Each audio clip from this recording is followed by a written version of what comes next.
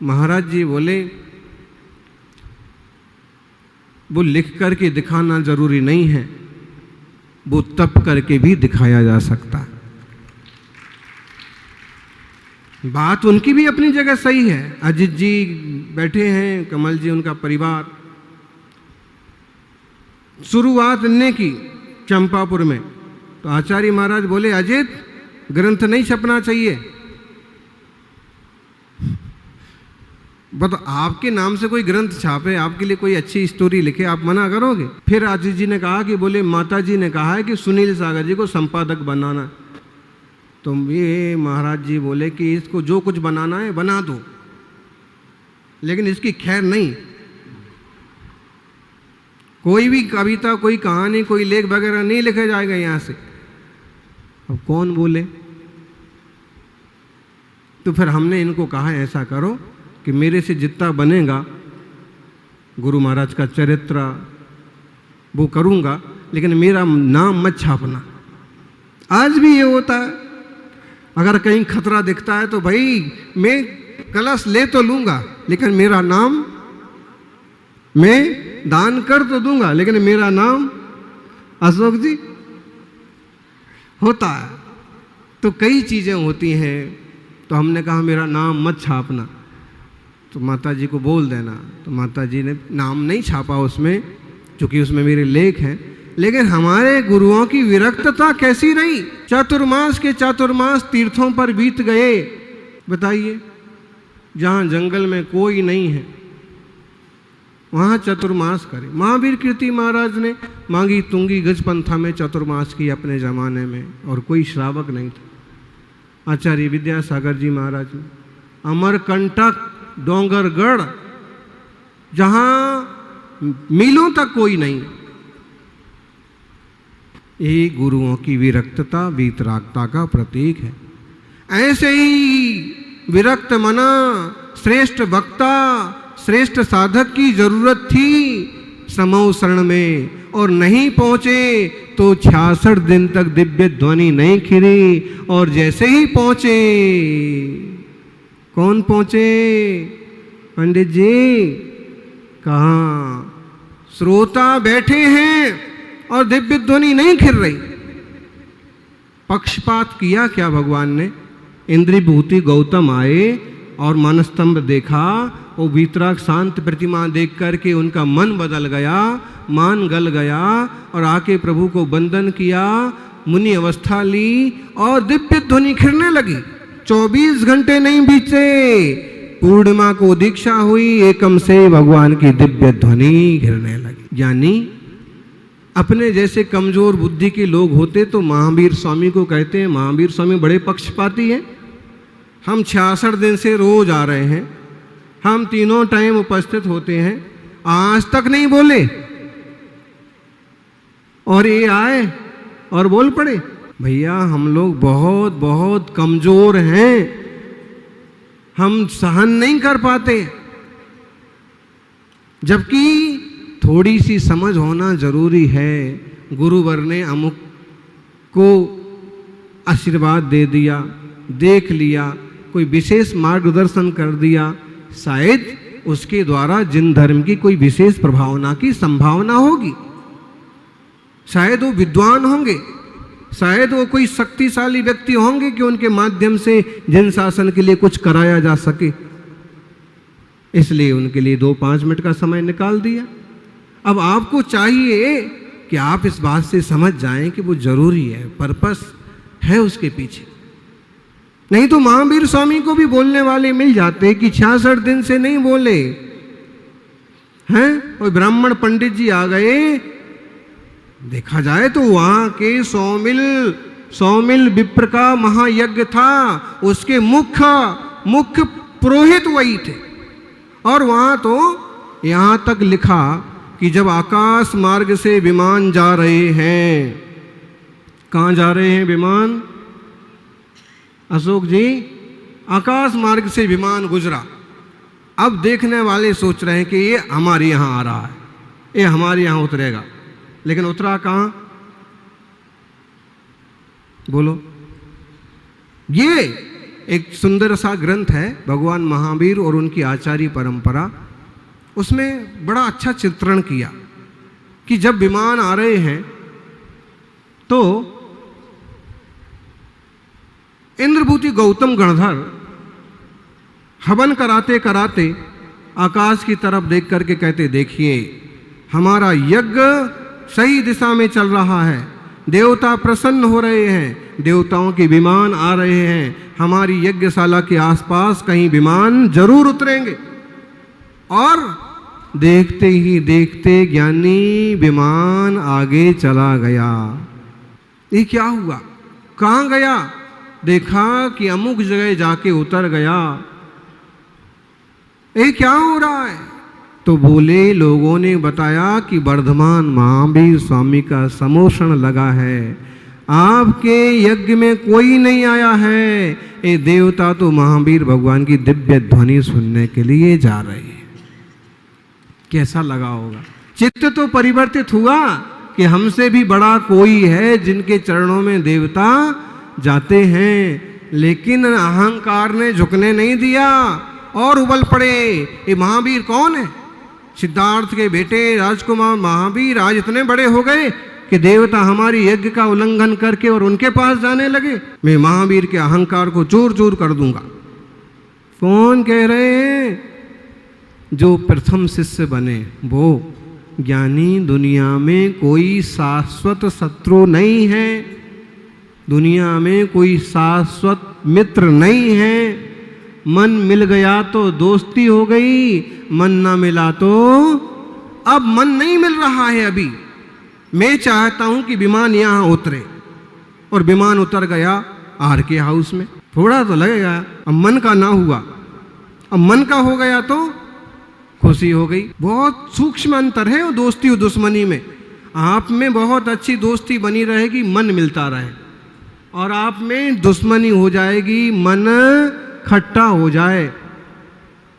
पाटनी जी, समाज के मामले में भी यही बात है।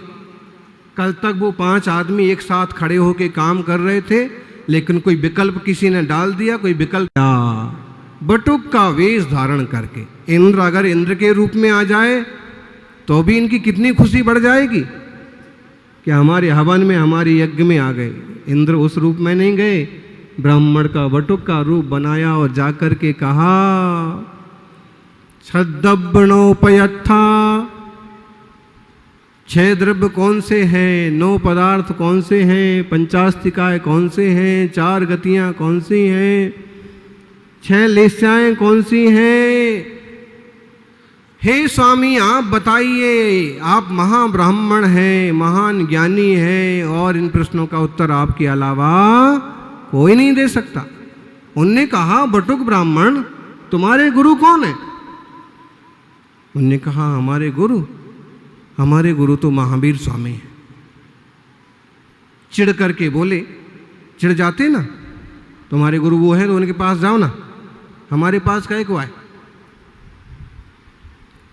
लोगों में उदारता बहुत कम हो गई।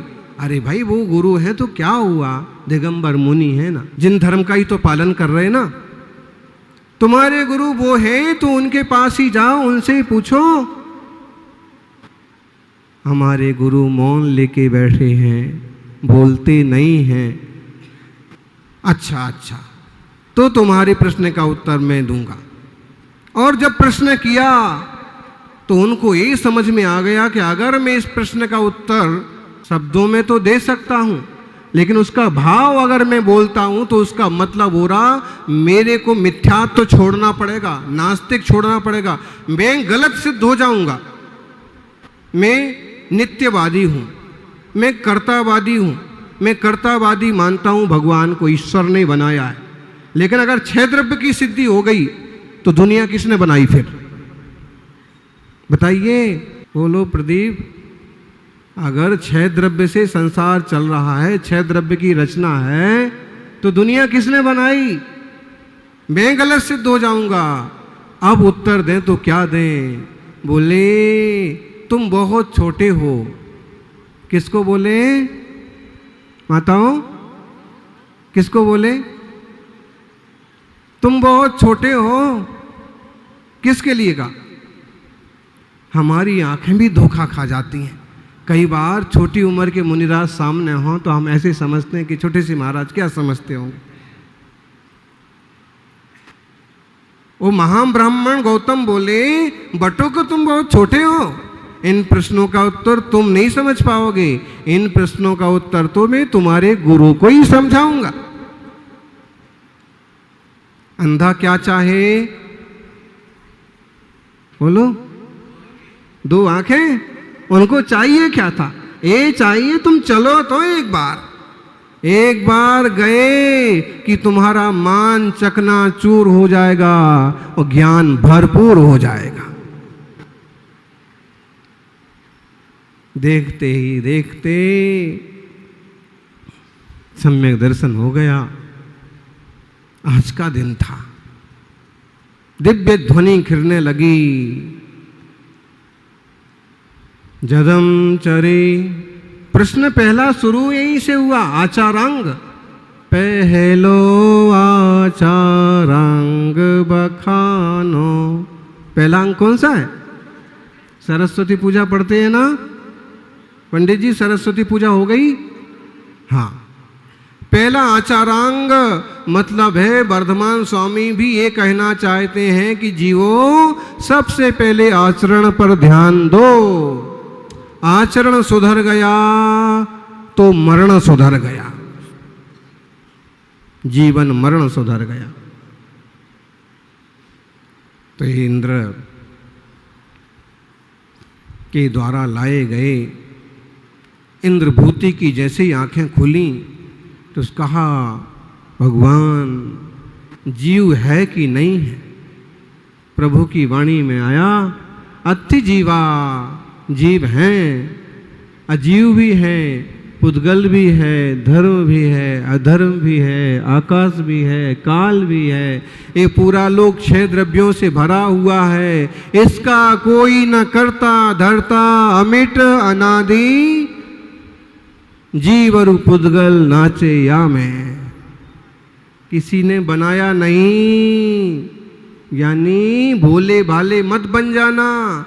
किसी के यहाँ अपना काम बनवाने मत चले जाना, क्योंकि तुम्हारे काम बनाने वाले तुम्हारे अपने कर्म और तुम्हारे काम बिगाड़ने वाले तुम्हारे अपने कर्म। और अगर कर्म बदलना है तो देव शास्त्र गुरु से बढ़िया कोई बैंक नहीं है। इंटरनेशनल करेंसी चेंज करने का एक आधी ऑफिस होता है किसी शहर और किसी राज्य में। ये पूरी दुनिया का इंटरनेशनल इंटरवर्ल्ड्स करेंसी चेंज करने का ऑफिस अगर कहीं है तो देवशास्त्र गुरु। यहाँ करेंसी नहीं होगी, कर्म होंगे। जो अशुभ भी होंगे ना, वो भी शुभ में बदल जाएंगे, संक्रमण हो जाएगा। आप कभी अनुभव करना, और आज भी आप अनुभव कर रहे कि आज सुबह से मेरा बड़ा सिर दर्द कर रहा था, आज मेरा मन नहीं था पूजा में जाने का, लेकिन फिर विचार आया कि बढ़िया से सब लोग करेंगे, आज और करके आते हैं, आखिरी दिन है। फिर महाराज जी की 4 बातें सुनेंगे, फिर प्रवचन सुन करके जैसे होगा वैसे देखा जाएगा। और जैसे आप मंडप में घुसे और जैसे ओम ह्रीम श्रीम क्लीम ऐम हरम बम बम हम सम, और जैसे जैसे आप बैठते गए वैसे वैसे एकदम फ्रेश हो गए। अब मालूम पड़ा कि मेरा तो सिर दर्द कर रहा था, महाराज जी ने बताया तो मालूम पड़ा। ये दरबार वो दरबार है, ये दरबार वो दरबार है जहाँ किसी और की नहीं कोई दरकार है। बस इनकी शरण में आ गए कि बेड़ा पार होता। कदम चरे कदम चिट्ठे, कदमा से कदम से, कदम भुंजिज भासिज, कदम पापम न बंदई। प्रभु कैसे चलें, कैसे बैठें, कैसे भोजन करें, कैसे बातचीत करें, कैसे प्रवृत्ति करें, कैसे विश्राम करें, ऐसे कैसे क्या करें कि पाप ना बंधे। वर्धमान स्वामी की वाणी में आया, क्या आया बोलो? धवला पुस्तक 1 और मूलाचार में भी आया। क्या आया? जदम चरे जदम चिट्ठे, जदमा से जदम सए, जदम भुंजिज भासेज जदम पावम न बज्झई। एक लफ्ज, एक शब्द चेंज किया सिर्फ। जदम, जदम माने यतम, यत्नम। हे ज्ञानी, यत्न पूर्वक प्रवृत्ति करो। गाड़ी में भी जाना पड़ेगा तो भी विवेक रखो, भोजन करना पड़े तो भी विवेक रखो। हर जगह यत्न, हर जगह विवेक, हर जगह समझदारी से काम करोगे तो पापों से बच जाओगे। अपन इस सूत्र पर लंबी चर्चा करेंगे धीरे धीरे। आज हम सभी इस मंगलमय वीर शासन पर समाधि तंत्र, समाधि शतक आचार्य पूज्यपाद स्वामी का बड़ा सुंदर ग्रंथ है, उसका मंगलाचरण करते हैं और फिर उसी ग्रंथ के आधार से अपन जिनवाणी का रसास्वादन करने का पुरुषार्थ करेंगे। आचार्य देव कहते हैं, येनात्मा बुद्धतात्मैव परत्वेनैव चापरम अक्षयानंत बोधाय तस्मै सिद्धात्मने नमः। उन सिद्धात्माओं को नमस्कार हो। कैसे हैं सिद्धात्मा? बोले तो एन आत्मा आत्मैव, वो सुन रहे हैं। जिनवाणी माँ इतनी प्यारी है कि जिनवाणी माँ की लोरी सुनते सुनते नींद आ जाती है। एन आत्मा आत्मैव बुद्ध्यता अबुध्यता, जिनने अपनी आत्मा के द्वारा अपनी आत्मा को पहचान लिया है, जिनने अपनी आत्मा के द्वारा अपने आप को जान लिया है। अंकली वालों, अंकलीकर महाराज ने भी ऐसे ही किया था। इतने कम मुनि होने के बाद भी, उस समय मुनि नहीं होने के बाद भी उन्होंने पुरुषार्थ किया। एन आत्मा अबुध्यत आत्मैव, अपने आत्मा से अपने को जान करके, पर को पर रूप जान करके, अक्षय अनंत, समझ में आया ना? अक्षय, अक्षय अनंत बोध को जिन्होंने प्राप्त किया, उन सिद्धात्माओं के लिए नमस्कार हो। अक्षय, अक्षत, नाश नहीं होगा, ऐसा ज्ञान पा लिया, ऐसा आनंद पा लिया, ऐसा दर्शन पा लिया। ऐसे उन सिद्ध भगवंतों को नमस्कार हो, ऐसे उन वीर भगवान के लिए नमस्कार हो। वीर भगवान के प्रथम शिष्य इंद्रभूति गौतम गणधर, उसी दिन इंद्रभूति के बाद अग्निभूति, उनके छोटे भाई भी 500 शिष्यों के साथ आ गए। वो भी आए थे कि मेरे बड़े भाई को हरा दिया है महावीर ने वाद विवाद में, तो मैं अब जीतूंगा, मैं जीतूंगा। तीसरे भी आ गए और जो जो महावीर को जीतने आया वो महावीर का होके रह गया। तृप्ति जरूर होगी, सब जीवों का कल्याण, सबका लाभ होगा। ओम।